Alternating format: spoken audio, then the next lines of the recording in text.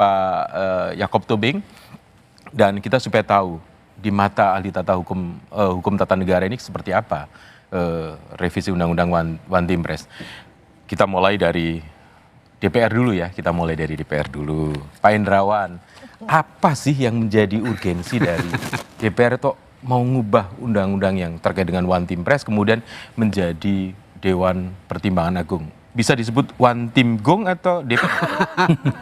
Ya, nanti nama bisa diperdebatkan karena kita masih mempunyai waktu untuk mendapatkan masukan-masukan yang bermakna dari masyarakat. Ya. Ini seperti dipersyaratkan dalam proses pembuatan undang-undang. Ya. Jadi Mas Agung dan pirsawan yang kami hormati, pertama-tama saya ingin menyampaikan apresiasi kepada Kompas TV karena membuka masalah ini ya dalam perdebatan publik seperti ini. Jadi mudah-mudahan ini menjadi pintu masuk agar kita memikirkan sistem ketatanegaraan kita secara lebih komprehensif, lebih mendalam. Karena selama ini amandemen konstitusi itu ternyata melahirkan dalam praktik ya, melahirkan sejumlah lembaga negara yang antara ada dan tiada. Ya, kita sudah mendengar keluhan ini di banyak tempat. Misalnya DPD yang tidak berfungsi dengan baik, ya. Kemudian MPR yang dianggap hanya sebagai event organizer untuk pelantikan presiden. Kemudian One Team Press juga antara ada dan tiada. Apa yang dikerjakan tidak jelas, masyarakat tidak tahu. Itu sebabnya yang ada di benak DPR adalah mari ya dengan kewenangan yang ada kita fungsionalisasikan lembaga-lembaga negara yang sudah memakan anggaran rakyat ini. Jadi pemikiran yang muncul itu adalah bagaimana lembaga-lembaga itu fungsional, instrumental untuk mencapai tujuan-tujuan bernegara. Jadi memang khususnya PDIP juga ingin ini dibuka, Prof ya? PDI Perjuangan menyambut inisiatif dari sejumlah fraksi. Ya. Dan kemudian kami bahas bersama-sama dalam harmonisasi di Badan Legislasi. Tapi inisiatifnya siapa, Prof? Ada di antara poksi-poksi, kalau kami di Balik itu namanya poksi, tapi kalau pada tingkat DPR itu namanya fraksi. Jadi, tapi tujuannya Mas, ini adalah bagaimana memfungsikan ini. Itu sebabnya kan kita juga sudah pernah membahas misalnya bagaimana MPR difungsikan lagi dengan membentuk pola pembangunan nasional misalnya. Saya mau ke Bang Margarito Kamis. Sebagai ahli hukum tata negara, apa mendesak sih mengubah undang-undang One Team Press kemudian melahirkan DPA kembali? Jujur saya mesti bilang ini sebenarnya bukan soal hukum. Kalau soal mau ubah dan tidak ubah gitu ya, itu soal politik. Soal dan politik. karena soal politik, tanya sama orang politik, jangan tanya sama saya. Iya. Nah begitu itu dari segi. Tapi dari sisi hukum tata negara kembali meskipun hukum selalu terkait dengan politik dan sebaliknya. Ada apa urgensinya sih? Sekali lagi gitu ya, ini soal politik. Kalau Anda bicara urgensi gitu ya, dari segi hukum sebegini jauh saya tidak melihat komplikasi atau masalah-masalah fundamental yang membuat misalnya mengakibatkan penyelenggaraan pemerintahan itu terhambat dan lain sejenisnya itu. Sejauh ini saya tidak lihat itu. Gitu. Tidak melihat itu. Karena itu yang lebih tepat dijelaskan oleh orang politik. Oke. Dari segi pertanyaan itu gitu ya. Ya. Gitu. Bagaimana dengan ahli hukum tata negara yang lainnya, Bung Refli? Ya Margarito kan mau menghindar saya. Maka bebannya dikasihkan ke saya. Jadi begini, saya bisa melihatnya dari 3 hal ya. Dari sisi hukum ansih, dari sisi moralitas hukum, dan dari sisi politik.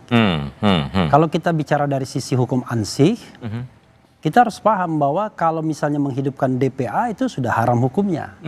Kalau yang dihidupkan itu Dewan Pertimbangan Agung, sebagaimana yang ada di konstitusi sebelum amandemen. Karena pasal 16 itu sudah dihapuskan babnya. Betul. Jadi kalau seandainya bisa dihidupkan kembali, jadi apa makna penghapusan tersebut? Padahal penghapusan tersebut dalam tingkat konstitusi kan. Dan penggantinya itu adalah One Team Press. Semacam Dewan Pertimbangan Presiden, memang namanya tidak harus One Team Press seperti KPU. Tetapi intinya adalah secara substantif bedanya adalah kalau DPA dulu adalah lembaga negara yang berdiri di luar ranah kepresidenan dan dia sejajar dengan presiden. Kalau sekarang sebuah Dewan Pertimbangan yang di bawah lingkup lembaga kepresidenan. Jadi secara substantif ketatanegaraan berbeda. Nah, Yap.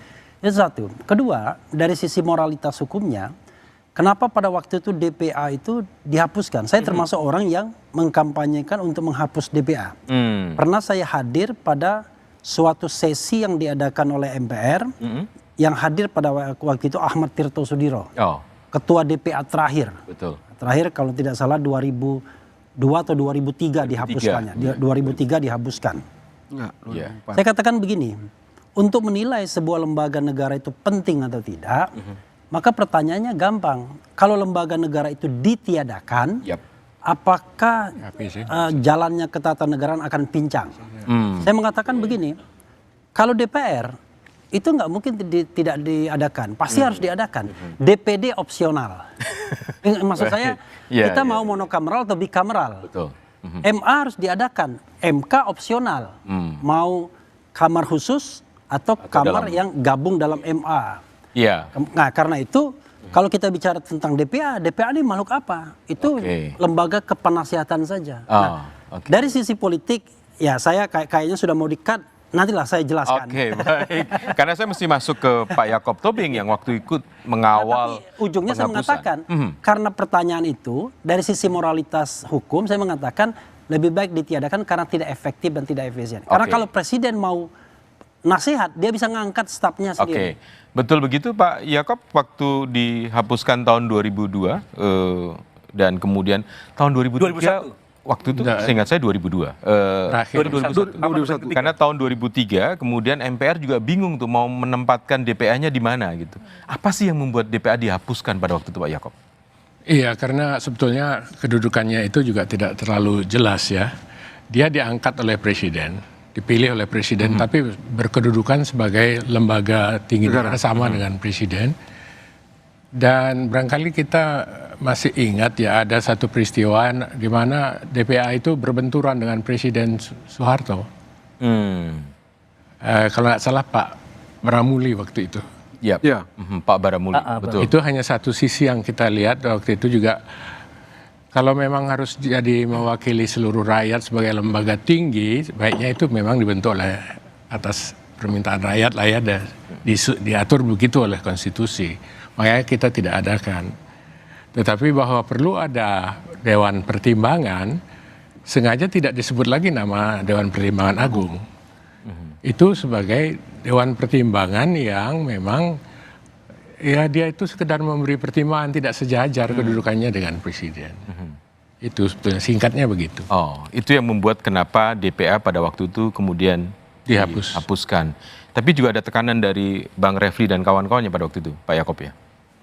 Oh, kalau dari masyarakat, khususnya para Dari Citro akademisi, civil society itu memang kuat tekanan. Kuat sekali ya tekanan pada waktu itu. Dan kita ingin tahu nanti apakah dalam waktu yang tinggal pendek ini DPR mampu mengubah undang-undang One Team Press kemudian menjadi melahirkan DPA kembali. Pertanyaannya akan ditujukan pada Profesor Dr. Siti Suro, tetapi sehabis jeda berikut ini. Kita akan ketemu lagi nanti.